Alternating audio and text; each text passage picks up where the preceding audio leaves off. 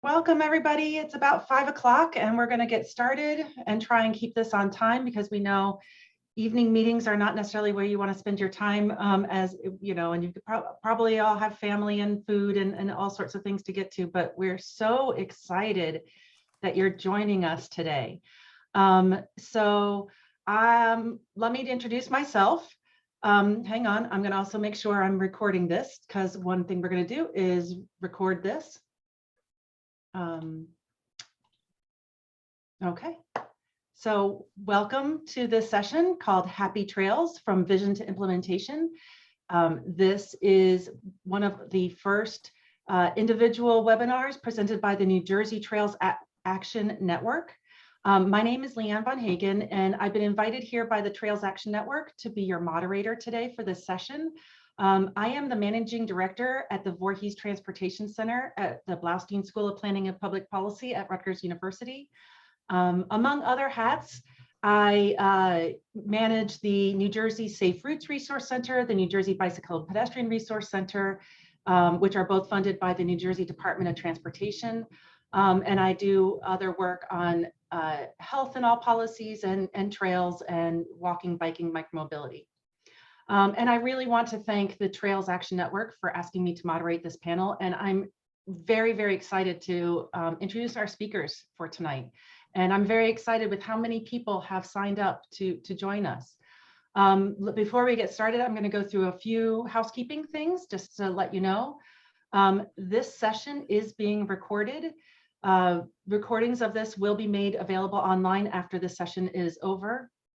Hopefully this is the first of a series of topics that we are working off a list that you suggested. Those of you who came to our fall New Jersey Trails and Greenway Summit, we got a lot of great feedback. There were a lot of great questions and suggestions for types of topics you wanted to hear more about.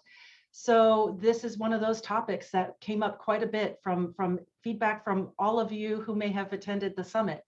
And so in this webinar tonight, you will learn about how some of our neighboring states, and that's specifically Delaware, New York, and Pennsylvania, are advancing trails from the perspectives of state parks, the Department of Transportation, and the advocacy world. So I am going to introduce each panelist before they speak, so you know which perspective they are bringing to this conversation. And at the end, we'll have time for some moderated Q&A.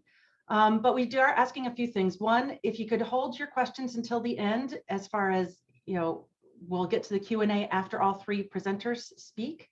But in the way, we're only asking you to hold them in the following way. If you have a pressing question, please go ahead and put it in the chat function. So if you're not familiar with Zoom, if you scroll to the bottom of the screen and you highlight it, and you roll your mouse over it, you'll see a function called chat. Feel free to say welcome and who you are and ask your question. We have several people from Tri-State Transportation Campaign and Bicycle Coalition of Greater Philadelphia who are monitoring chat, and we'll be adding it to a chat list that we'll get to at the end of this presentation. And if some of the questions can be answered along the way, we have people who are on call to help answer those questions. And so sometimes these webinars can be really fun with a healthy chat where people are asking questions, other people are answering, and it becomes a real dynamic back and forth. So I'm hoping we have that, that dynamic here tonight. So on that note, we're going to go ahead and get started. And again, super excited to have you here tonight. And introduce the following three panelists. So first up, we are going to hear from Paul Moser. Paul is an engineer at the Delaware Department of Transportation's Local System Improvement Section. He manages data and analytics for the Bicycle and Pedestrian Program, acts as a designer and project manager for state and federally funded pathway projects. Paul graduated with a Bachelor's of Science in Civil Engineering from the University of Delaware in 2015. So we're super excited to have Paul. And Paul, if you would go ahead and take us off. Awesome. Thank you for the intro. Can you guys hear me? See me? You're doing great, Paul. Okay, Thanks. great. So I'm going to speak with you guys today a little bit from the perspective of the Department of Transportation, which I'm not sure. A lot of DOTs do bike and pedestrian projects, but there's a couple things that make us a little bit unique in Delaware that I'm going to share with you that may be totally inapplicable, or maybe they could be something that you guys could take home or consider for the future. Even outside of the DOT, just how we run our programs can be helpful for different entities managing trail planning, construction, or design. So typically, when people think of DOTs, they either fall asleep or they get angry. So hopefully you will elicit neither of those responses today. You can go to the next slide. So in Delaware, for those of you who haven't visited, we have a beautiful state, surprisingly. You probably mostly just know the 95 corridor, but we have a range of trails and pathways all throughout our state. What you'll see on the left is probably what you guys are a little more interested in, which we call colloquially trails. And then on the right, we have what we here call pathways, which is not a very explicit divide, but for the most part, my work is on the pathway side of things, mostly on bicycle and pedestrian mobility, integrating it where possible, and on new projects, making sure that we have pretty solid facilities. So I'm going to come from that obnoxious DOT paved pathway perspective. So again, if that makes you a little angry, please forgive me. Next slide. So the ecosystem in Delaware is probably similar around the rest of the country, I'd say, but just to go over things, DelDOT actually does play a very active role in pathway construction. Most of the state funds allocated for pathway construction end up in Delaware's, at least for capital construction, end up in DelDOT's budget. We mostly do pathways that are along state right-of-ways, so that is alongside roadways, old rail lines, little pieces of leftover land where we can. We also do build some more significant pathways. If they're new alignments that require acquisition of new lands, typically we do it because we're better suited for that. And we also administer most of the local projects that have federal funding. DNREC, which is our sort of Delaware Natural Resources Environmental Control, sort of whatever, I guess it's the DEP, maybe, that's what you call it in Pennsylvania. They manage most of our trails, like the picture on the left I showed you earlier. You think our mountain biking trails, our nature trails, walking trails. They do a lot of accessible paved pathways as well, but typically they're through state parks where there's sort of a logical beginning and a logical end that makes sense. And then they do have some multi-use paths that are just park focused. Municipalities in the state also do some trail construction. Not a ton. Typically, they're small projects that are funded by grants, typically from the state of Delaware. Sometimes other sources, but a lot of it comes out of their capital budgets. And we do a lot of 80-20 match projects where the local municipality puts up 20%, and then we as DelDOT grab them 80% of the capital costs from the federal government and help them administer it. The counties, Newcastle County, which is our northernmost county, does a lot of pathways, mostly between subdivisions and open space, as well as through parkland, but they're starting to take on a more aggressive role. They have a really trail-friendly administration right now, so they're getting back into the in-house trail building game. And then we have our lovely developers who, turn cornfields into subdivisions, and they put a nice 10-foot hot mix pathway in front of their subdivision, which then we try and figure out how we're going to connect it to the rest of a cognizant bicycle or pedestrian network. But that's an issue for later in the future. I don't want to say bad about developers. Thank you guys for your contribution to the economy and for that 10-foot pathway to nowhere. Next slide, please. So that's the overview of the trail building ecosystem. And then I'm just going to tell you guys, like I said, a little bit about DelDOT, what we do and how we do things, and how we think it's been working pretty well for about the last 7 years. So one is that we have a dedicated bike ped section within DelDOT. It's in the division of planning, which the division of planning typically means different things in different DOTs. But what's interesting about us is we're in the division of planning, but we also are basically a project management outfit. So we have 12 staff members that are a mix of project managers, planners, engineers, and we pretty much do the gambit of project development as well as analytics. We offer technical guidance and advice to municipalities, to local governments, to different agencies. as well as other project managers in DelDOT. So if someone's designing an overpass near an urban area, we give them guidance on, how they can best accommodate for whatever cycling traffic there might be, or pedestrians in different cases, and we provide a lot of guidance at that level too. So our section manages a lot of different programs. We have our sort of state, blue ribbon trails and pathways program, which we now call the bike pedestrian pool. That was started by our governor, Jack Markell, I want to say back in like 2014, maybe earlier. The big allocation of state money, which we've continued to get into the future. And we've built some really great trails with it. We also do Transportation Alternatives Program, which most of you are probably familiar with. Just about every DOT, I think, has to implement that program. Typically, we use Transportation Alternatives Program for those locally matched projects, and that can include streetscapes, sidewalks, pathways. It's a whole. It's not explicitly pathways. We also have this Roots of Statewide Significance thing, which is sort of DelDOT managing these larger projects like the Jack Markell Trail, if you're familiar with it, as well as the Georgetown to Lewis Rail Trail. It's our current one right now, where it's sort of more of a governor-led initiative where we're just implementing that. We have the Pedestrian Access Routes Program, which is implementing the Americans with Disabilities Act. We have the Safe Routes to School Program, which you guys are probably familiar with, Report a Pedestrian Issue, which is sort of a mobile-based platform for reporting deficiencies in the bike ped network. That's a fun program. Scenic Byways, and like I said, planning analytics. So we're sort of a one-stop shop for everything. So people can typically email one of us and get an answer pretty quickly and get involved with our program, or at least be informed of what we're doing and how they can get involved. Next slide, please. Another thing that we do, which is not entirely unique, but I know I'm only familiar with Maryland DOT to reflect this. And I think in New Jersey, you guys do this too, where your Department of Transportation works with the local governments, and the local governments actually administer the federal projects, which can be a huge burden for towns that have no idea how to manage federal money. And, hopefully no one ends up in federal prison.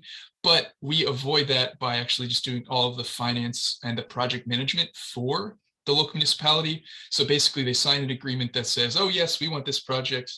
And they agree to give us the match of the funds. And then DelDOT, using our huge apparatus for managing federal finance, as well as federal permitting, we do all the project management for them. So down at the bottom left is a project. We just put that bridge in a couple of weeks ago along the White Clay Creek in Newark, Delaware. We were able to help the town out with this project, which would probably be a nightmare for a small government to manage with all the permitting, as well as, some of the design and construction management. But because, we're DelDOT and we do these gigantic projects, we were able to pretty easily get that project lined up, do the permitting, and then, there were some interesting construction management stories for that one. So what we do is we really offer the capacity of DelDOT to smaller trail projects, which can be really beneficial. Next, please. We love open-end contracts when it's feasible and ethical to do. So basically what we'll do is we'll award open-end contracts with a particular consultant for usually 2 or 3 years. So we do it for concept design. One of our big ones is concept design. So we'll put out an RFP, review a bunch of different proposals really thoroughly, pick the ones that are going to work for 3 years or 2 years with an option to extend. And that really makes things easier, so that every single time we have a new project, rather than having to go out and put out a request for proposals for the design, deal with all that, we have a very simple agreement and a process set up, and we can build really good working relationships. So we do that typically for concept development, design, and we're getting into it with construction. We've done it for maintenance activities, but we're also working, like I said, we have that program for the Americans with Disabilities Act. We've had a lot of success doing open-end contracts there. So it's a great way to reduce overhead, make it easier. You can really quickly turn around a concept, especially I talk a little about the prioritization process that we've developed. It's really fantastic to have a pretty quick turnaround from, okay, well, we want to start a project here. We can just basically set up a small little task order, get a few things signed, and get going on it. So that's been really helpful for us. Next slide, please. And who doesn't love trails, right? So thankfully in Delaware, it's not become a political or contentious issue. Everyone seems to love them. I think our politicians see them as a way to get votes in their district. So they really, we sort of have a pretty agreeable state legislator for this stuff. They continue to fund and be supportive of DelDOT funding these projects. And, internally, our section has had a lot of success in the last, like I said, probably 10, my boss would say like 20 years that he's been working on developing this section. So we have a lot of trust within the DOT. It's not just seen as sort of like a secondary or nice thing. They're actually real DelDOT projects. So when we have issues, we need emergency funding, or we're looking for more funding or more capacity in different parts of the department, we get taken seriously, which is really fantastic. And I know some places struggle with having bike ped find a home in the DOT. So those are, that trust is really invaluable. I can't stress that enough. So next slide, please. And we own all the roads. So this is just, this in a way makes things really easy. Obviously, we still have tons of challenges with this by itself, but DelDOT owns about 96% of the roads. The counties really don't own roadways for the most part, and the municipal roads are typically their local roads. So even in municipalities, we typically own the arterials, the collectors, and so that makes it pretty easy if we have a trail project that's going to be crossing a roadway. Not only is the process pretty simple and centralized, but we have the flexibility to do kind of some crazy stuff. So what's shown there is a path, an intersection we did on the Georgetown to Lewis Rail Trail, which you're currently working on right now, where we went and built it just as an at-grade crossing. No crossing island, nothing. It was just kind of slammed through. And then we're like, we should probably go back and change that a little bit. Vehicles aren't yielding, bikes aren't yielding. So we just kind of went out, threw together concept design, and made it happen pretty quickly. On the bottom is one interesting project. We're actually replacing a corrugated metal pipe on paper mill. It's in Middle Run if you guys mountain bike down there. You used to actually have to like go through that little pipe to get to the other side of Middle Run, which was kind of fun. And you could see if you could keep traction the whole way. But with the DelDOT project, we actually were able to work with DENREC and put in a proper crossing there. So some of the fun things you can do here in Delaware. Next slide, please. So yeah, that's sort of an overview about just some of the things I want to share with you guys, that maybe some of that could be a take home, or just looking to the future, ways to structure some of your programs. I want to talk about project selection a little bit. So we did this bike plan in 2018, Blueprint for Bicycle Friendly Delaware. Basically, this is for the bike ped pool, which I said is sort of our blue ribbon Trails and Pathways program. The way that we are initiating new projects is through a prioritization that's driven by local plans. So localities will make their plans. Then the MPO, the Metropolitan Planning Organization, in this case, will MAPCO, Dover Ken MPO. They will basically consolidate all those into an MPO bike plan or sort of a working list. Every year, feed us a couple projects, and then we at DelDOT do some analysis. We do some mobility modeling, as well as programmatic, environmental feasibility. This actually fit into our program. And then from there, we select the projects we move forward. So we tried to build this actually structured, transparent, locally driven process, which last year was our first year of it. It took a little while to get going, but it worked pretty well. And we're in the middle of it this year now. So next slide, please. So the mobility modeling is kind of the crux of it. And we're using what's called the level of traffic stress, which was a methodology created like, I don't know, maybe like 7 years ago. It's really gotten a lot of momentum. It picked up and we really like it. To basically see how well connected people are from their houses to different destinations on, reasonable streets to bike on. So we're looking at how well connected people are to transit, employment centers, schools, community centers, and parks. And then we use that to help rank our projects. Next slide, please. Sorry if I'm talking fast, by the way, I just have a lot of content to go through.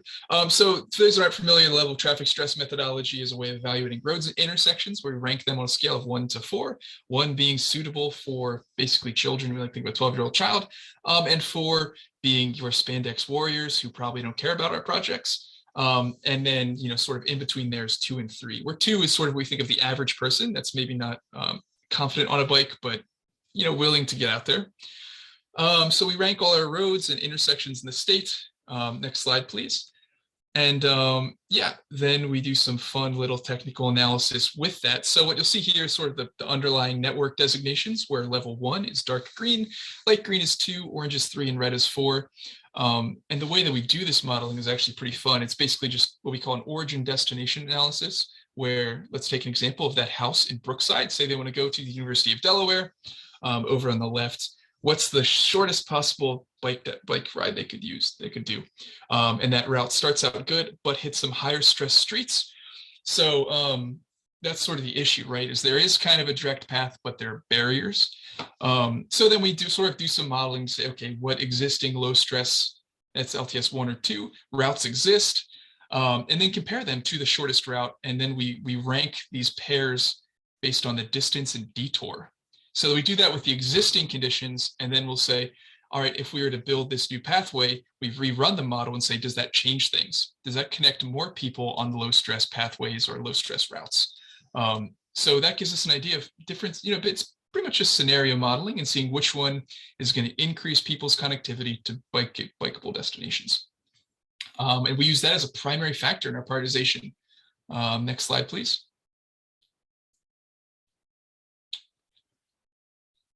So here's just an example. Oh man, this one might take a little bit longer to explain than I wanted to. So this is kind of fun. So here are 2 projects we got last year in Newcastle County that we were to evaluate. The one on the left is along Augustine Cutoff Road, and the one on the right is on the other side of 95. Don't worry about that one, it's never going to happen. So let's just, so what we do is we model them and we say which of these pathways best connects the most people, and then we can actually visualize which households have a connectivity improvement. So hit next, please. So this visualization shows where is there connectivity improvement and at which level of traffic stress is there connectivity improvement. In this case, I believe it's employment centers. So the dark green dots represent increases to bicycle mobility at the household level or at the intersection level. Light green is level 2, and then orange is level 3. So even though these trails are right next to each other, we can really get an idea of what the mobility and network improvement is going to be. And we use that as a primary factor in deciding which projects and how we want to talk about different projects, and helps build the story of who's actually going to benefit from these, right? And is there a real tangible transportation benefit to these projects? So I know that was a lightning storm of information. I'm more than happy to talk to you guys more in the future about this. I'll save questions for later. I saw one about walking, which is a fun question. We'll get there later. So I think that's it on my parts.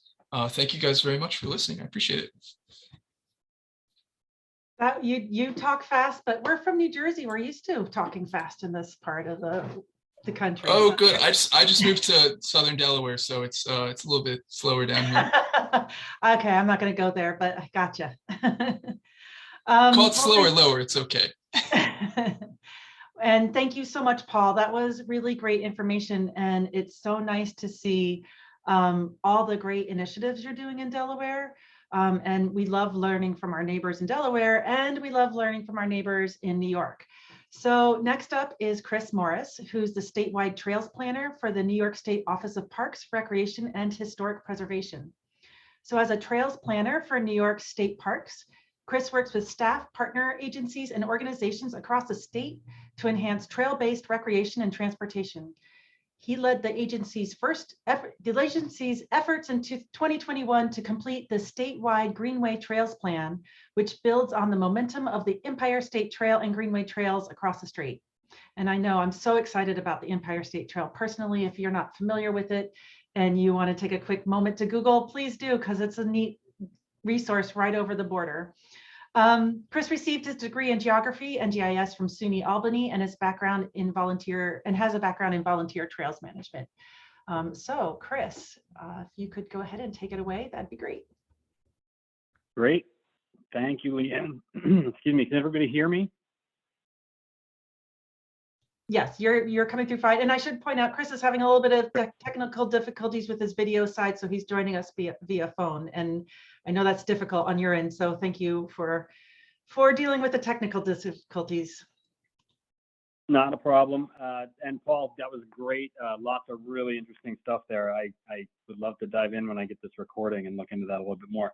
So again, thanks for having me tonight. I'm here to give you an overview of the current trail efforts and some of our accomplishments in New York. Again, I'm going to be speaking mostly towards Greenway trails, shared use paths in the state. But I work for state parks, and so represent trails of all kinds: hiking, biking, equestrian, within our state parks as well. But as Leigh Ann said, I coordinate for the statewide efforts as well. So our agency is home to over 180 parks and historic sites and over 1,700 miles of trails. A number of those trails are short, medium, or long distance Greenway trails, shared use paths, if you will. I'm going to give you just a brief overview of some of our trails and some trails from partners across the state. Next slide, please. So I'm going to talk briefly about the Empire State Trail, our statewide Greenway Trails plan, and our role in trail development through that, and some other trail opportunities and accomplishments in the state. Next slide, please. So to kick us off, I'm going to talk about the Empire State Trail. And just to be clear, the Empire State Trail isn't housed under New York State Parks right now. It's its own kind of program entity, and to be determined where the long-term home of the Empire State Trail will be. It may come to parks. It may live within a different agency. But Andy Beers, who was our former deputy commissioner, led the charge to get the Empire State Trail accomplished in the 3-year time frame. That was a huge effort, and cheers to him for getting it all done. So the origins of the trail started in 2016. There was a rail trail opportunity in the Hudson Valley. Rail holder was looking for an opportunity. They had existing tracks, but they were looking for some use of the trail because it was really not used. It wasn't being abandoned, but that was kind of the origin, and got some of the big thinkers talking about, well, what are the big opportunities we could do here, not just with this trail, but with trails across the state. So that grew into the EST, as it's known, the Empire State Trail, which is, from our understanding, the longest single state multi-use trail in the country.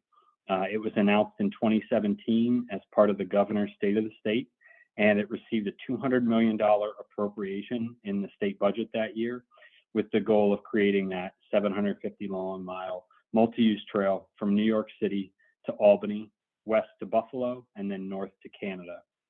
The trail is made up of 3 distinct sections, which you can see on the map here: the Erie Canalway Trail, the Hudson River Valley Trail section, and the Champlain Valley Trail section. In large part, the Erie Canalway Trail section was in place and in use. It follows along the historic Erie Canalway Trail, or Erie Canal, excuse me. Clinton's Ditch, as it was called, which has been one of the most historic transportation and commerce corridors that opened up, the West for New York.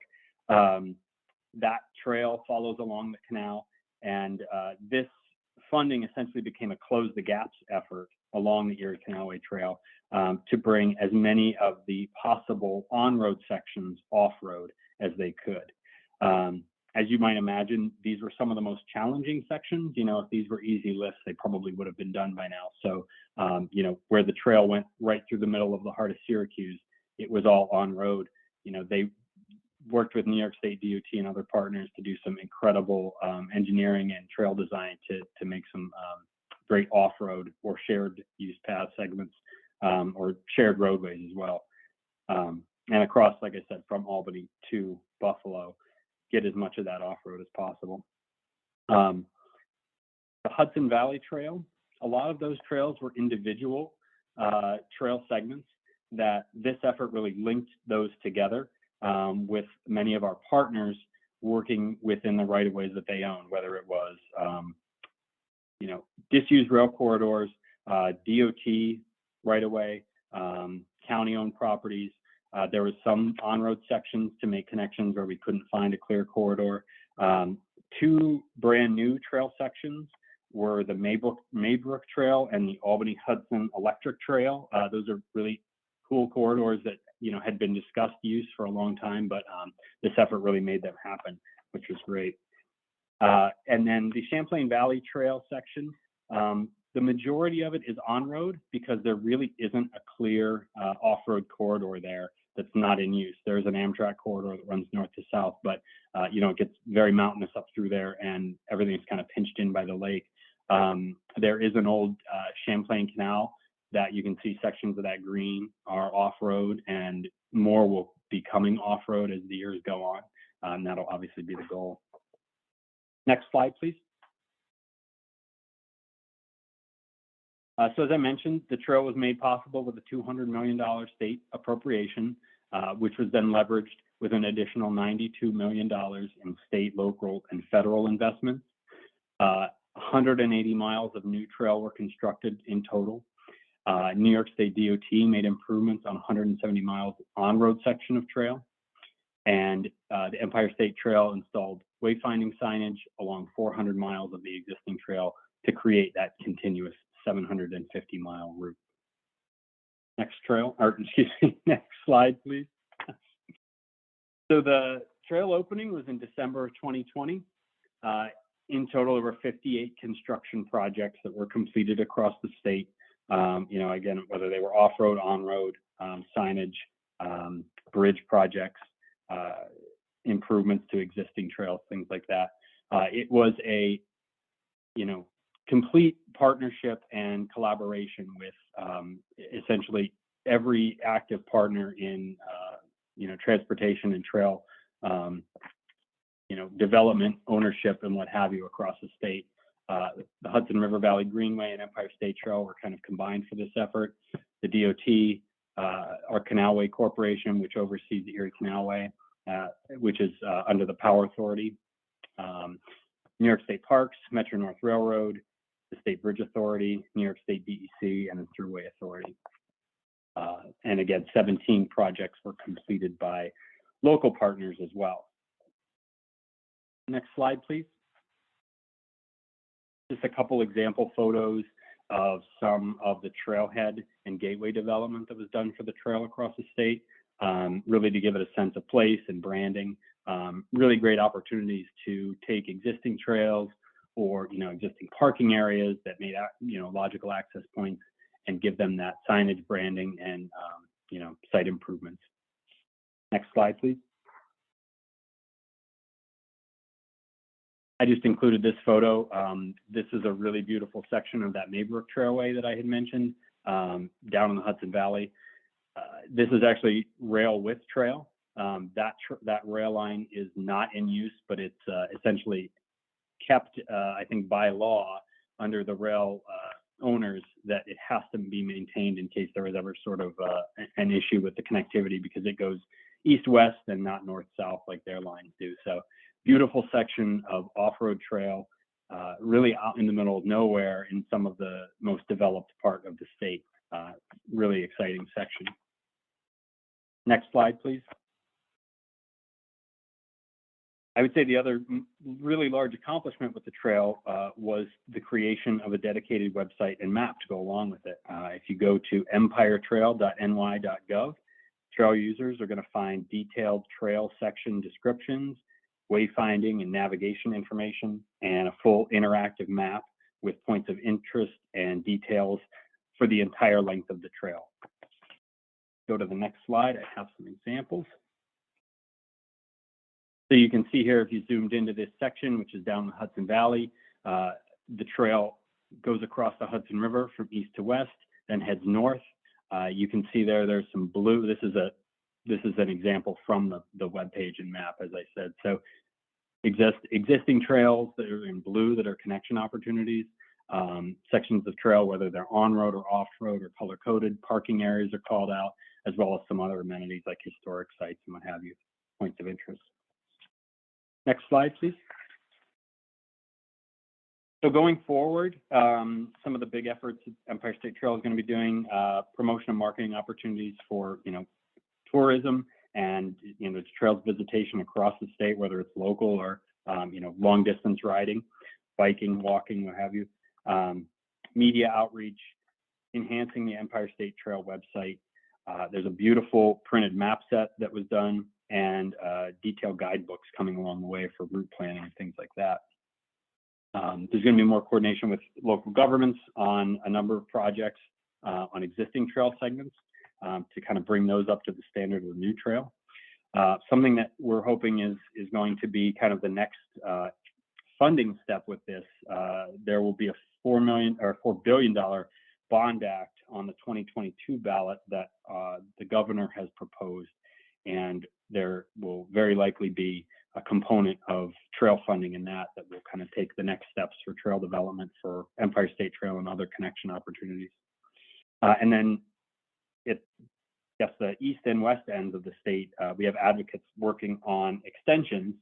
Right now, the trail ends in Manhattan, and there's been a large push to keep that extension going all the way to the tip of Montauk on Long Island. The issue there is Long Island is incredibly developed, and finding corridors that are in ownership that's even developable is very challenging. So some nonprofits down there, Trust for Public Land specifically, is doing feasibility studies to get that trail extended.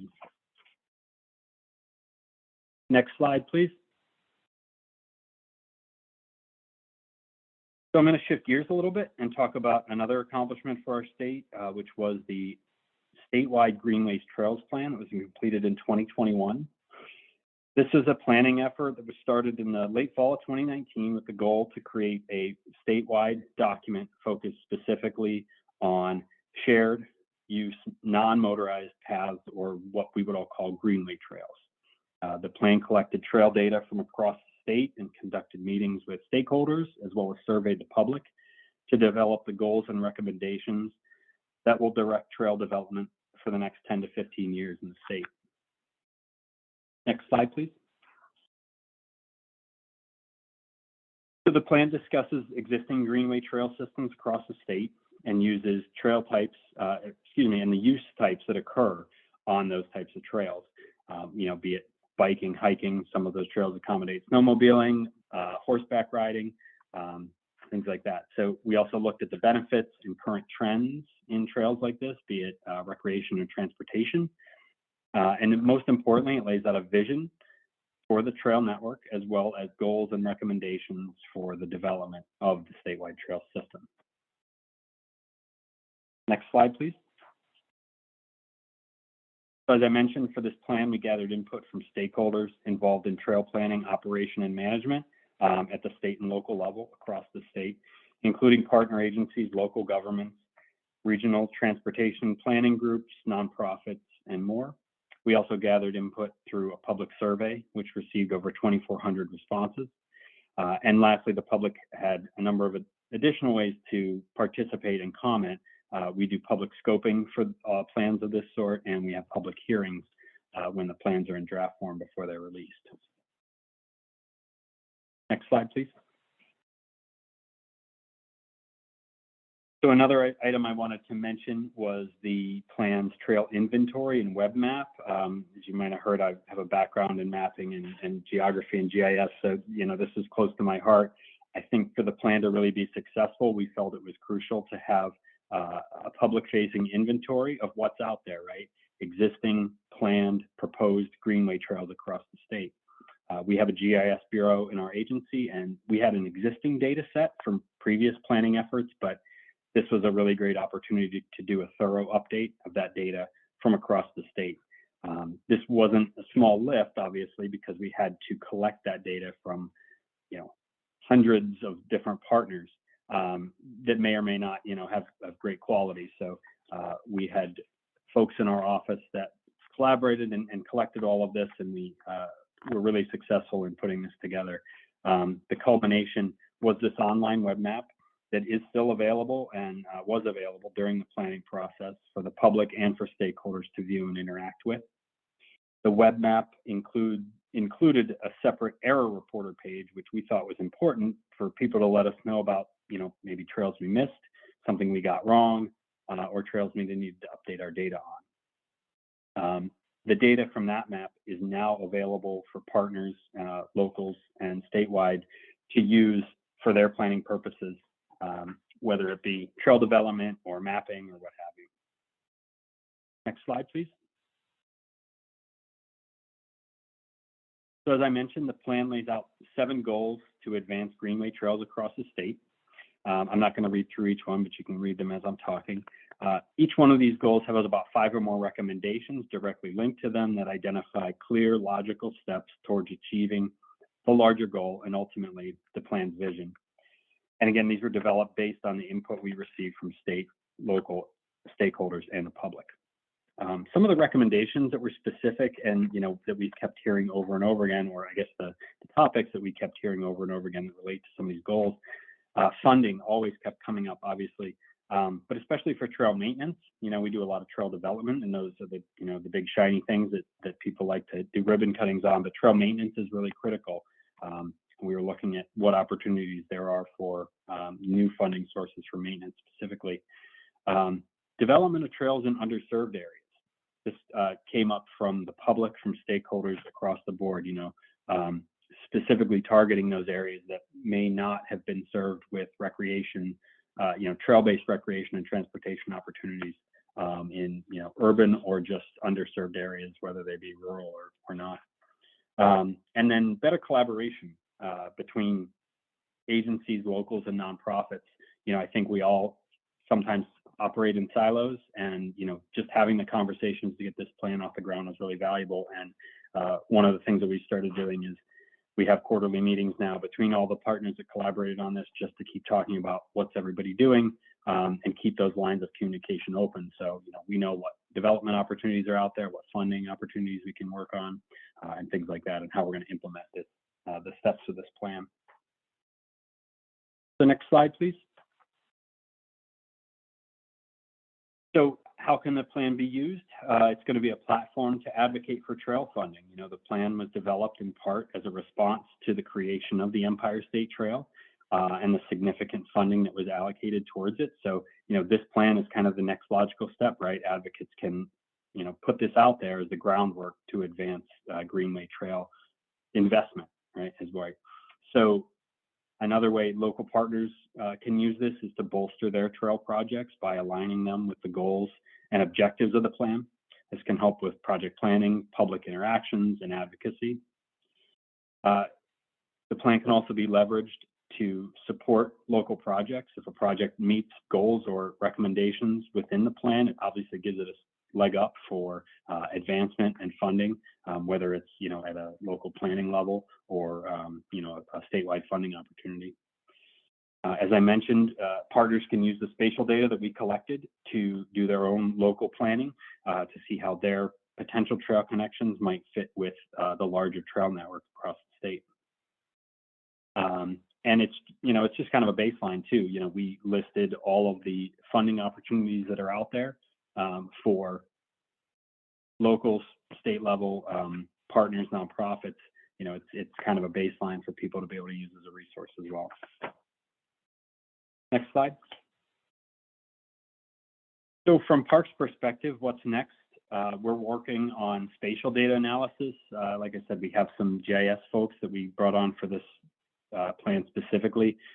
We wanted to take that opportunity to look at some of the trail gaps and connections that are out there, do some of that GIS analysis for, is there a trail that's proposed that we captured that's, a mile or a half a mile away from the Empire State Corridor?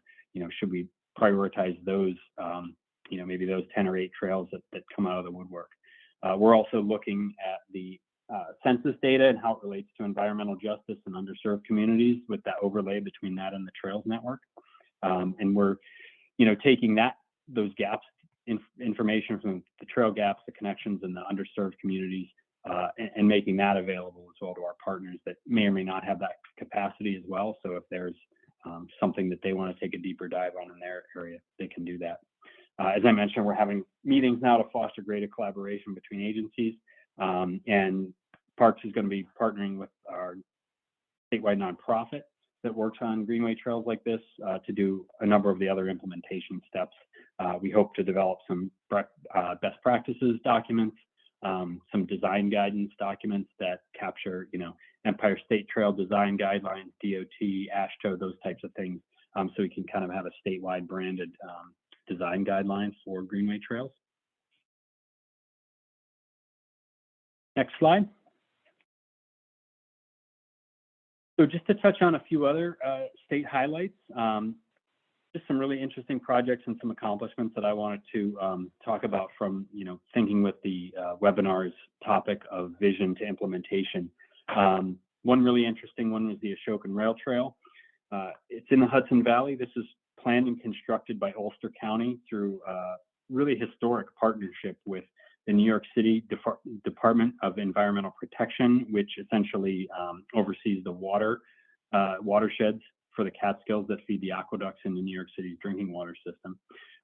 This trail now provides public access along this beautiful reservoir in the Catskills for the very first time since the 1900s, when it was basically cordoned off and be protected for the water supply. Two other really interesting trails out in the western part of the state were the what's under the Shoreline Trail designation now, but the West River and Niagara River Parkways. These are two of the longest segments of that trail network and are essentially decommissioned sections of Robert Moses era parkways that ran along the Niagara River and the Niagara Falls area. And if you know anything about Robert Moses, these transportation routes were essentially cutoffs from any pedestrian access from the cities and neighborhoods that live nearby there. So those 4-lane separated highways have now been largely turned into multi-use paths and allow bike and ped access along those corridors. In the western part of the state, there's also the Erie Cattaraugus Rail Trail and the Southern Tier Trail in western New York, along with the Genesee Valley Greenway. These trails have been focused lately. They got funding from philanthropic Ralph Wilson Fund, who used to be the former owner of the Buffalo Bills and had a connection to the Buffalo and western New York area, and wanted a lot of that funding to go towards public recreation and transportation as well with these trails.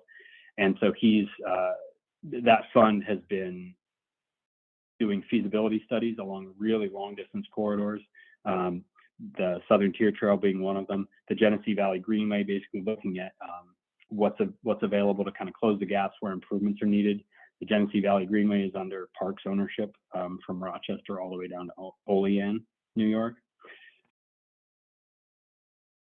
The O&W Rail Trail, really interesting trail that has kind of two sections. One runs into the Catskills and one that runs south all the way down to the Port Jervis, Matamoros area near the New Jersey line, or right at the New Jersey line. That one is kind of going in the little engine that could, in a way, where it doesn't have one big owner across the entire way. Locals have, whether county or local communities, have picked up those segments and are doing the old-fashioned way. They're funding their feasibility studies, they're funding their preliminary designs, and then they're going for construction funding. And that trail links to the north directly into the Empire State Trail. It's going to be a great trail opportunity to extend into some really historic corridors, but also some rural areas that are great.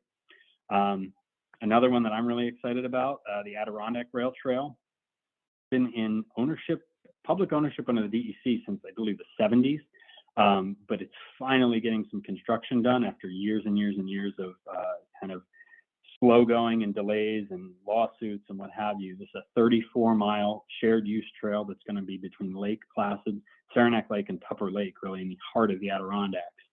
Folks are able to go up there and ride their bike, take a walk in these beautiful remote areas of the Adirondacks, and not have to go on a rugged mountain biking or hiking trail. That's a really exciting development. Just to the south of there is the Upper Hudson Rail Trail. That line goes from Saratoga all the way north to the Tahowas Mine, and essentially the heart of the start of the Hudson River. The northern part of that, it's basically in the courts right now, and with the Surface Transportation Board going through abandonment. They're looking to see if we can hopefully finally get public ownership of it. The current owner hasn't been able to have rail traffic on it for decades, but it's a fight in the courts right now, and through all the logistics and the legal battles of that is going to be another beautiful corridor when it comes to fruition. And like I mentioned, the Long Island extension of the Empire State Trail is another one that is really going to be critical for obviously transportation out there. It's a hugely developed area and presents tremendous opportunities from Manhattan all the way out to the more scenic and rural sections of Long Island. Next slide. So thanks very much. That's all I have. Here's some quick links, and you can write those down if you're interested in anything else, and my email's up there. Thanks very much for having me. Wow, thank you so much. That was really interesting. And, you know, your last list is like now my new bucket list, I feel like, because there's definitely some I have seen, but I feel like it's, I got to admit, COVID has kept me out, not out as much as I'd like in New York. And New York is one of my favorite places to bike and camp and do all of that great stuff. So thank you, Chris, for your presentation. And just as a reminder, we're going to hold the questions to the end, but I am really enjoying chat. I find the chat fun and informative. So, you know, please don't feel shy. Go ahead and introduce yourself, say hello, say anything, you know, be part of the conversation, and feel free to add any questions as they come up for you in chat, and we'll get to them at the end. And then just as another reminder, we are recording this session. So at the end of this, give us a few days to get it up, but this will be on the New Jersey Trails Action Network website, which is njtrailsaction.org. And we'll post a little note to the Facebook page. So if you're not not following on Facebook, you can look up at NJ Trails Action and get to the Facebook page and follow that page. And I think we're just shy of 700 people following that page. So if you're not already following it and you have Facebook, let's get to that 700 number tonight. That'd be great. Okay, I'm really excited to also introduce our last speaker, who is Brett Hollern. And he is a senior program manager for the Trails and Recreation for the Pennsylvania Environmental Council. So we're shifting gears a little bit to the advocacy side, and really excited about what Brett is going to present for us. He has a combined 24 years experience in planning, building, and managing long-distance multi-use trails in Pennsylvania. Since joining the Pennsylvania Environmental Council in early 2019, he has been using his experience to assist others in advancing trails development efforts and working to address issues facing trail sustainability. So currently, Brett chairs the Great Allegheny Passage Conservancy and is vice chair of the September 11th National Memorial Trail Alliance. So thank you, Brett, and take it away. Thank you, Leigh Ann. As a good segue, I think I was thinking about this as listening to the other presentations. You know, the September 11th National Memorial Trail, which is a network of existing trails and developing trails, connects all three of the states that we're here to talk about today, with Pennsylvania, New Jersey, New York, and Delaware. So I think that's pretty cool. I kind of want to give you an overview of the state of trails in the Keystone State, but this is going to be more like a satellite view. There's a lot of things happening in Pennsylvania.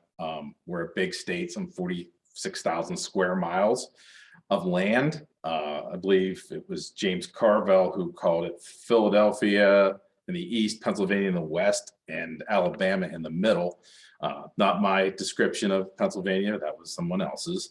But I think it illustrates the fact that how trails get done in Pennsylvania is super varied, because we have very metropolitan, urbanized environments, and then we've got completely rural, middle of nowhere environments. The Pennsylvania Wilds is a swath of public land where there's the Pennsylvania Wilds Loop Trail system, you know, that has more public land and is larger than I believe a couple states in New England. So Pennsylvania is a little bit of a different animal. I use this first slide as an introduction. If anybody's familiar with that, that's the Salisbury Viaduct on the Great Allegheny Passage in Somerset County. That is where I cut my teeth. I was lucky enough to get involved in that project pretty much fresh out of college, and worked on it in different varying capacities for some 20 years. So that's where I sort of have my roots, and sometimes during this presentation, I'll probably lean a little bit heavy on the gap because that's what I'm familiar with. Next slide, please. So in Pennsylvania, we don't have a statewide advocacy organization, which I'll get to later, but we do have the Department of Conservation and Natural Resources. They're really the lead state agency for trail funding development. PennDOT, to a much lesser extent, is involved in trails, but when it comes to how trails get done in Pennsylvania, where the bulk of the funding is, where the resources are, The Pennsylvania DCNR and like through the Bureau of Recreation and Conservation is sort of the 800-pound gorilla trails in Pennsylvania. You can see like D&L Trail, Delaware and Lehigh is another one of our marquee trails. I tried to label some of the trails in here. I'm going to guess as trail enthusiasts, you folks have heard them, possibly rode them. And if you haven't, I hope you get to Pennsylvania and experience some of our awesome trails. Next slide, please. Why is Pennsylvania a top trail state? Well, I'm not going to read all those. But as you can see, we've got about 2,111 miles of rail trails in Pennsylvania. And that's sort of the focus of this whole presentation has been more on multi-use trails. DCNR doesn't own a ton of trails. They do own, so they own a portion of the Great Allegheny Passage through Ohio State Park. They own the Pine Creek Rail Trail, which we see here. The Bureau of Forestry owns and operates and manages that trail. But really where it comes down to it is the DCNR is a major funder of trails in Pennsylvania. One of the other things the DCNR does is they have the Pennsylvania Trails Advisory Committee, which is a 20-member appointed board. People serve 3-year terms with a broad representing broad trail user groups, at-large members that advise the DCNR on issues facing trails. So they're using these representatives as a sounding board, as advisors to help guide policy, to help guide funding to the trails in Pennsylvania. Next slide, please. I use this slide to sort of go back and illustrate a little bit more about like how large Pennsylvania is. The DCNR does designate these major trail greenway corridors. The green lines you see in your map are the trails, and if you can sort of make out the text at the bottom, it's a little blurry. It does provide a definition for how the state classifies what a major greenway is. Sometime here in early 2022, the September 11th National Memorial Trail will be added to this map, which is pretty exciting for us at the September 11th National Memorial Trail. One of the other things that's really challenging about Pennsylvania is, right, like, or any trail, is working with elected governing bodies, right? Well, Pennsylvania is a Commonwealth, which is even more challenging. We've got 67 counties, 1,546 townships, 959 boroughs, and 56 cities. So if you've got a corridor that's passing through, a long distance corridor, you've got all these different governmental bodies to deal with, and it certainly is challenging, and it sometimes helps to dictate how a trail might get done, how it might get built and owned and operated. Trail ownership in Pennsylvania ranges from county ownership to a township, a borough, or a city may own sections of trail, and to nonprofit ownership. We do have a decent amount of multi-use trails that are actually owned by nonprofits. Quick look at my notes. Next slide, please. Much like New York, Pennsylvania does have a trail strategic plan. They just recently updated from the last 5 years to outline the next years. And much like Chris, I'm not going to read all these for you. But one thing a couple things I do want to point out is the close of priority trail gaps in Pennsylvania. That's a project that we at PEC are currently working on through a partnership grant with the DCNR to collect trail gap data and update the state's GIS trail data, which isn't the greatest. Right now, their gap data is dots on a map and not linear. So they really just sort of know where the gaps are, but not what the actual gaps are. And if you look at bullet 3, cultivate a variety of partnerships to build capacity to address local and regional trail needs. That's sort of these partnerships were filling the void of a statewide advocacy organization. If you would can advance to the next slide, please. So these are some of the groups that work with Pennsylvania DCNR to fill that void. We Can Serve PA, which was formerly the Pennsylvania Land Trust, us at PEC, the Pennsylvania Recreation and Park Conservancy, and DCNR partners with the Trails Conservancy on things. I believe right now there's a trail count project going on. Worked on a DCNR worked with RTC on a maintenance study. We Can Serve PA hosts the biannual statewide trail conference. PEC does a variety of things. I'll talk a little bit more about those later. And then, excuse me, some of the other things that the DCNR does is funds local or more regional approach to trails through their conservation landscapes, which are sort of not loosely defined. They're definitely geographically defined areas like the Pennsylvania Wilds or the Laurel Highlands. And then within those, there are mini grant programs, their own trail committees and trail conferences. So there's this sort of regional approach to trail coordination taking place. Next slide, please.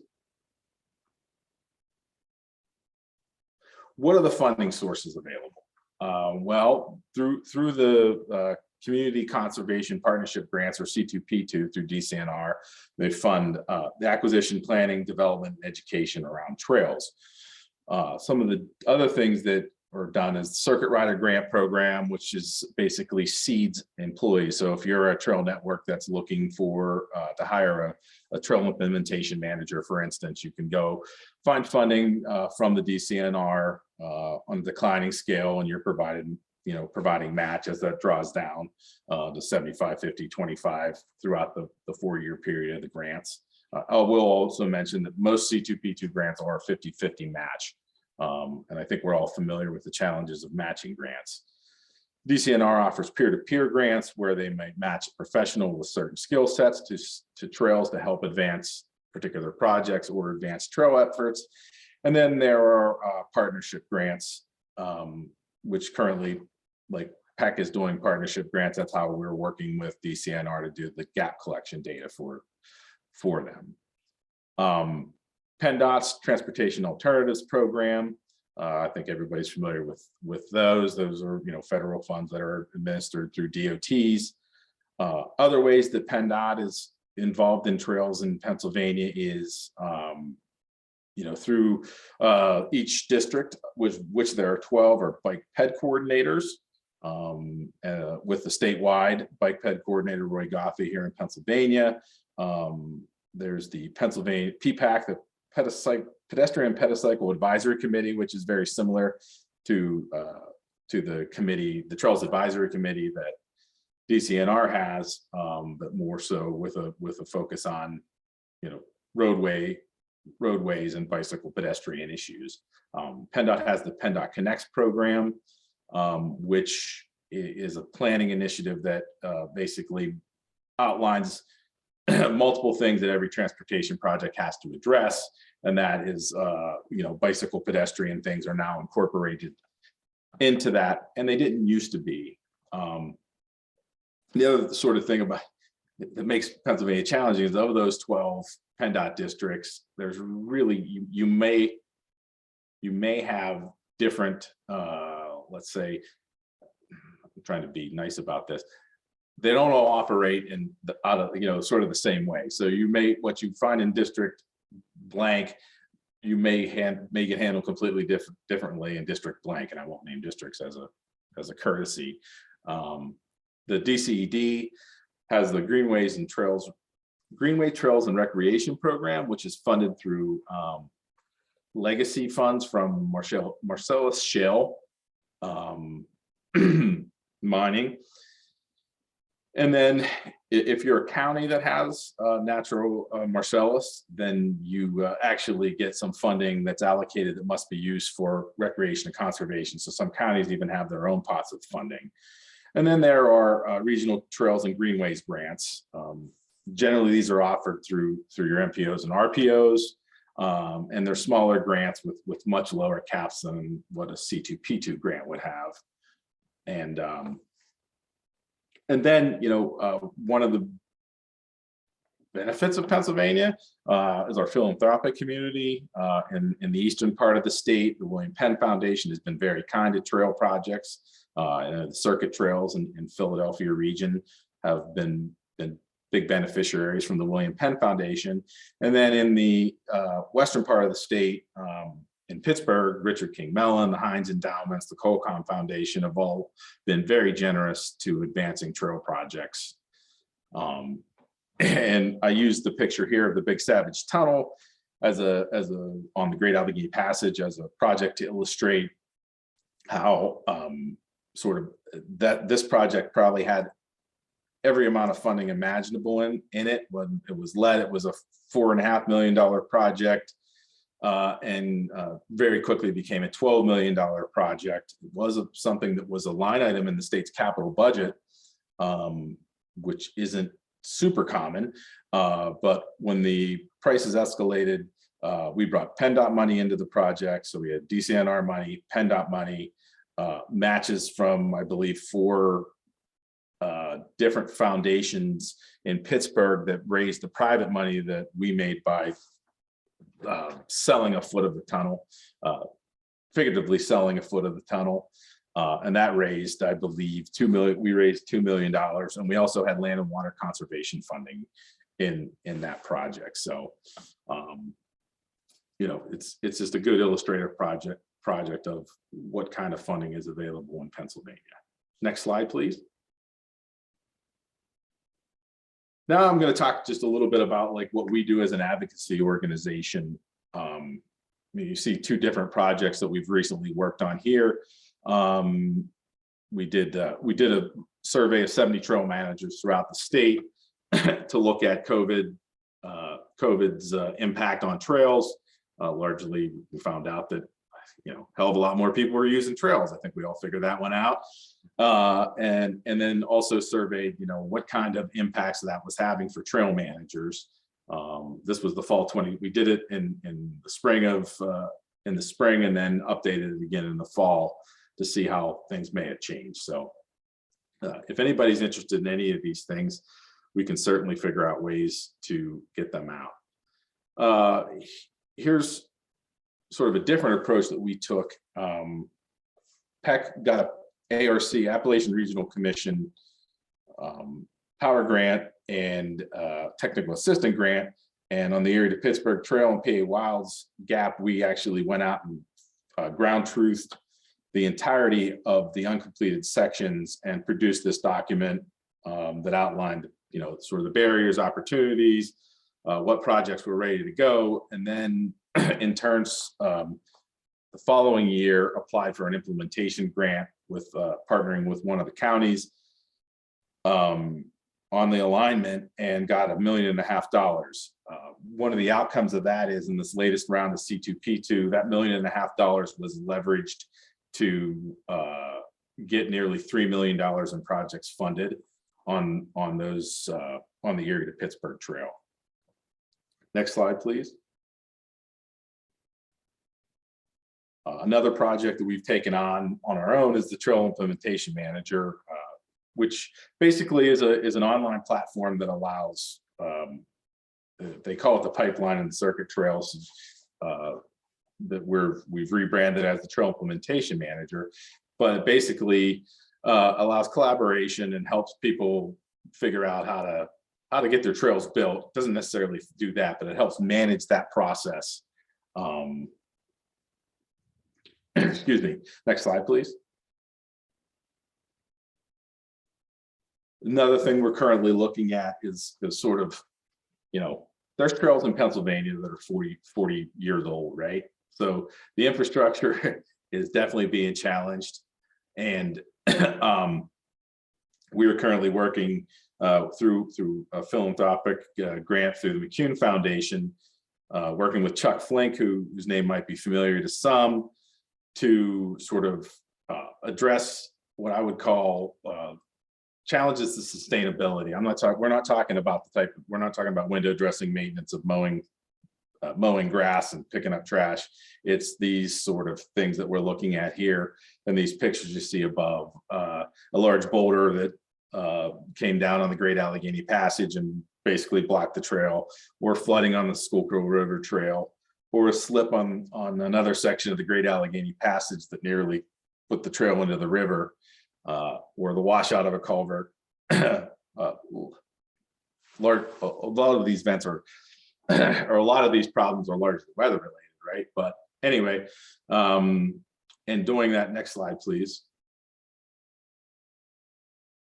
We're developing the brother to the Tim, we should say, is the trail operations manager, which basically is a collector that allows you to go out in the field, survey all your assets and infrastructure, be able to put ratings to them of, average, poor, best, better, however you want to rate those things, and be able to track your maintenance over time, plan for maintenance, keep a historic, we resurfaced this section of trail from blank to blank, all those sorts of things. So I just wanted to sort of give you a glimpse and to Pexhorn a little bit of what we do as an advocacy organization here in Pennsylvania to help advance trails.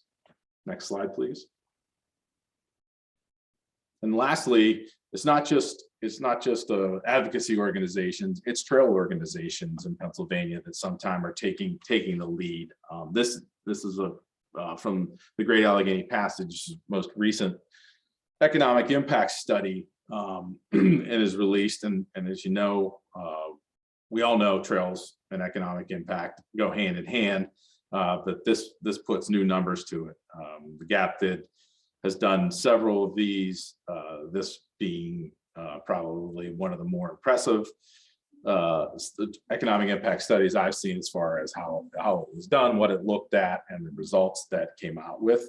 And I can drop that a link to this in the chat if there is interest, for sure. And I'll do that right now. And that's really it. I hope I sort of gave you, like I said, the satellite view of what's happening with trails in Pennsylvania. It's a big state. Things happen differently. There's all sorts of trail ownership, and there's all sorts of ways that trails get done. And it's pretty interesting state to be managing or working on trails. And so thank you. Wow, that's great. And this is a really great document. I know I've seen a few of these, and I'm not sure I've seen this graphic recently, but it's such an impact to see, to put the dollars to the economic development, and how much that can contribute to local communities. So thank you, Brett, so much for your presentation. And we're here to Q&A, and we've been tracking everything in that you've been putting into chat. So we're going to start with a few general questions, but then we will get to as many of the chat questions as possible. I know people were having conversations and answering them a little bit along the way, and I appreciate everybody for jumping in. So I'm going to start. So Brett and Chris and Paul, make sure you're unmuted. So let me start with one question that kind of came up as we were pulling this session together. But to be a little bit more clear, to clarify from your perspective, what role do advocates play in efforts like these? Like, can you give us an example of a successful partnership or project which and what the role the advocates played and how it was able to really successfully partner with your state or your organization to really see the project get off from a great idea to actually an implementation? So whoever wants to unmute and go first, feel free.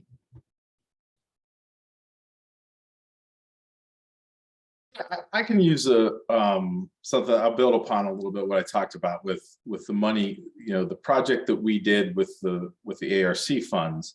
And remind me what ARC are. The Appalachian Regional Commission. Unfortunately, you guys aren't in the Appalachians over there in New Jersey, so you can't tap into the funding.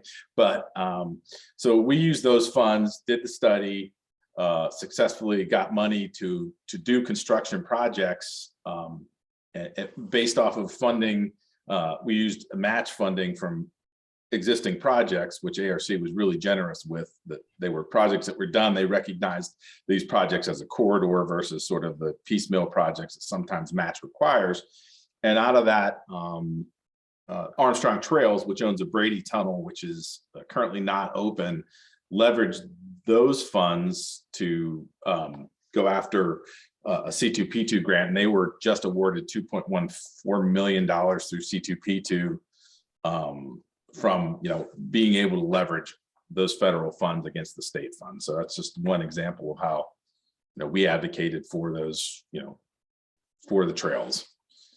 What about a more like local advocate? Like, I think we often find there's people who, they can see the land, they can see the possibility, but it's hard to take that first step or know who to reach out to.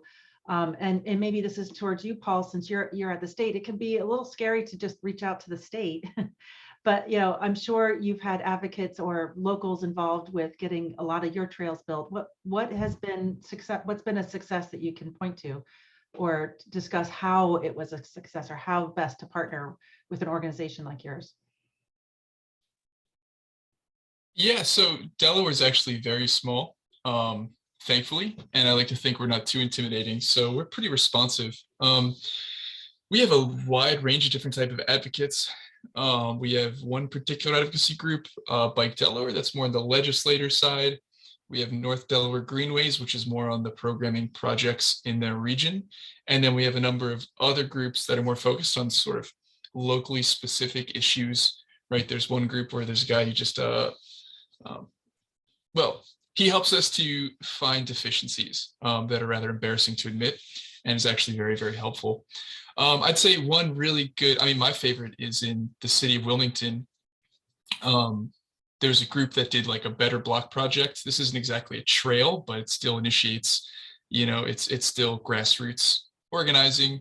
And they basically asked, hey, DelDOT, can we shut this road down for 3 days and temporarily close one of the lanes of traffic? It was a big urban arterial, and pretend and make it look like it's a nice urban street. And we did that. They did it over 3 years. And eventually DelDOT said, okay, that's awesome. We're going to actually implement that as a short-term improvement. And now they're doing a capital study to actually make it permanent. So that was on Union Street in Wilmington. That's probably my favorite example. But yeah, having people that are very passionate and understand who to talk to is also very important. I've found that if they can find the right person and build the right relationship, that can make all the difference in the world. That can also be really annoying at times. So I think there's a fine line of knowing when to be persistent and when to give advice, and then when to not overstep that boundary, I'd say, is really important for advocates. Yeah, I agree. And I know it's one of the goals of NJTAN to help be that conduit from local projects to meeting with, state agencies, regional agencies, counties, to help make those connections. Chris, I don't know if you've had anything you want to add to the, how advocates have helped projects be successful in New York. So, I think it depends on what level of advocacy we're talking about. It's, we have statewide trail advocates that can kind of do the legislative advocacy that, as a state agency, we can't do. And then, if you're talking about at the ultra local level, whether it's the MPO or, a cycling or pedestrian advocacy group working with that planning organization, I'm sure that they have bike ped council meetings that you can participate in, or get in touch with those folks and, get projects that you're interested in, making sure that they're on their radar for planning. And that's how, we collected most of the trail information that, gets displayed on our large map. So I think it really depends on the level that you're talking about, whether it's statewide or local. I think local at that ultra local level, reaching out to the local groups that are advocating for trails in your area, being active online is fantastic, because you can, look for those surveys that are out there, look for those planning efforts, and, getting involved too is, being on those committees, making sure that those projects are on the radar of local lawmakers that can advocate for the funding. Okay, I'm going to get to some of the chat questions now, and I appreciate your answers about advocates because I think we have a lot of great energy here tonight, and I want to make sure people feel they are getting their questions answered. So a couple, I'm going to go a little bit in order. So Paul, a couple questions came in for you. One very specific about, are you using the first version 2.0 of level of traffic stress? And I know that means Peter Firth, who was the inventor of this sort of model of doing level of traffic stress. You had a really nice graphic about it. It does get a little bit into the weeds, but are you using the latest, greatest version of what Peter Firth at Northwestern University has? Yeah. So we're using his revised criteria, and we had him on a contract 2 years ago to, among other things, work on intersections, and we developed some new intersection level of traffic stress criteria that's based actually on gap acceptance. Like, so if you pull up to an intersection, what's the chance that you'll have a reasonable gap to cross? Then we sort of set thresholds for what is probably safe and acceptable before people do something risky or stupid, or just give up. So we have some unique intersection criteria that we hope to publish soon. But yeah, it's the version 2 with some tweaks for rural areas. And is there any way individuals can get access to that level of stress mapping or modes? Is that something there's a website link you can provide or a report? Like the actual data, or I don't. Yeah, well, I'll put the link to the Delaware. Go ahead. Yeah, please if you would put the link to the Delaware model, that would be great. And then hopefully the person who asked that can follow up with you more about that. I'll put that in the chat, and then anyone that's interested more, feel free to email me. If you're interested in the intersection stuff, also just go ahead and give me an email, and I can send you the draft criteria that we have. That'd be great. And I see a couple people put the Peter Firth information about level of traffic stress, which is sort of, it's a very specific engineering thing. It's a really great model, but I know it might be something that you might, on the phone, if this is your first time hearing of it, don't feel like you don't know anything. It's definitely something that's a little bit further deeper into the trails and other roadway discussions.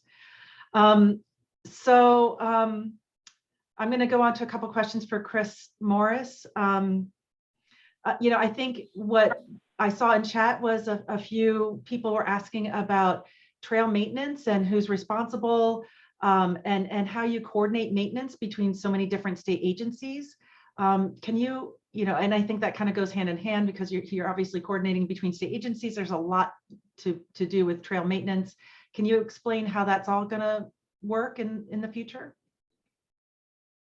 So it ultimately will come down to ownership, but also we have operations and maintenance agreements. So as an example, the Empire State Trail, if there was a trail in existence that was kind of being encompassed by the Empire State Trail overall, the county may own that trail and they have current maintenance and operations in place.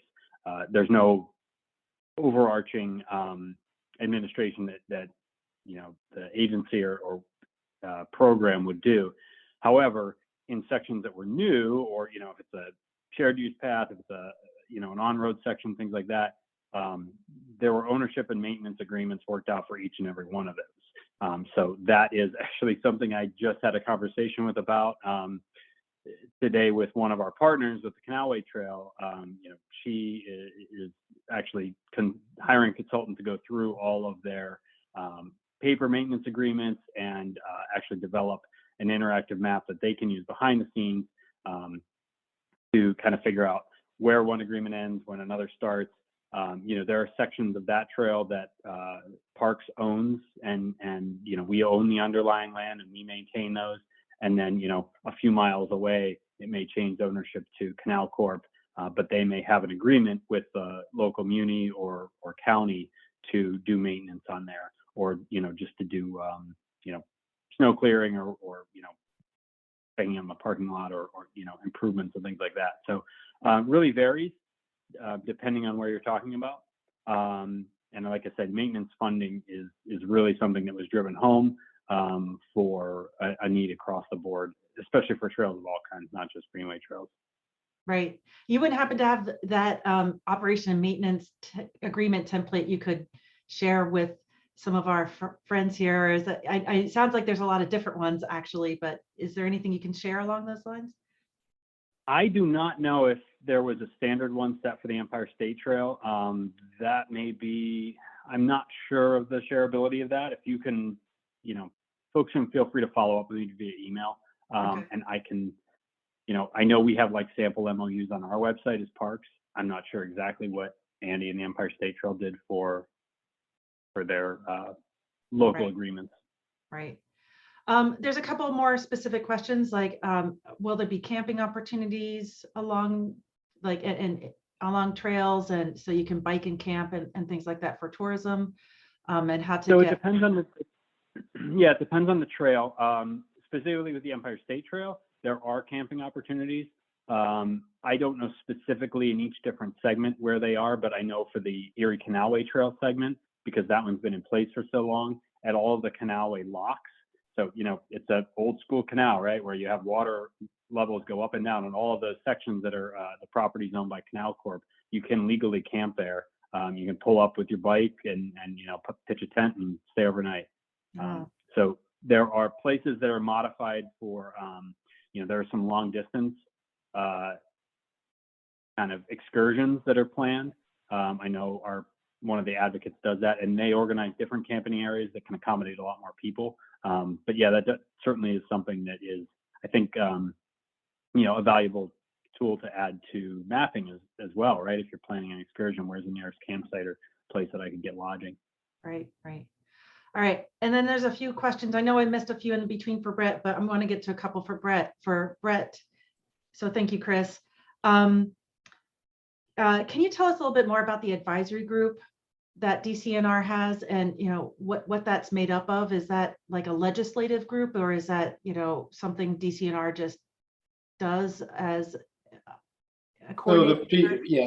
PTAC is you basically submit a letter of interest, so it is made up of private citizens. It's not legislative, and so they look for people that. They look for broad representation. So they want somebody from snowmobile, they want someone from motorized recreation, they want somebody from multi-use, they want somebody from hiking, they want someone from water trails, you know, so they're looking to get representation from sort of the different types of trails. And then they look for, then they bring in at-large folks too. They do have some role in like DCNR awards Trail of the Year. So the PTAC is the advisor, or is the group that votes on who becomes Trail of the Year. They do look at grant applications, but I don't believe there's a whole lot of weight put on what they, you know, how they score them. So there is a role there as well. Okay, that's great. That's a really interesting model that I don't think we have a trails network in New Jersey, but I'm not sure it's quite set up as, you know, and Pennsylvania is larger, but you know, there's some similarities, but there's some differences there, it sounds like, especially the Trail of the Year. So Sonia, we've only got a few more minutes left, I think. I don't know if you want to pop on and help with a wrap up, or if there's time for one more question. I think we're just about at time. So I just want to thank you, Leigh Ann, for leading today's discussion, and to each of our panelists. I mean, there was clearly a lot of discussion. I've been monitoring the chat over here. There's been a lot of discussion. So please note, if you did put a topic in there, I took note of it as a future New Jersey Trails Action Network webinar.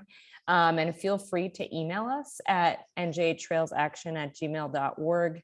I encourage you all to join NJTAN. I'll put our website in the chat. We'd love to have you be a part of this community and conversation. And I'm hoping we can take some of the lessons we've learned from each of these states and see more trails happen in New Jersey.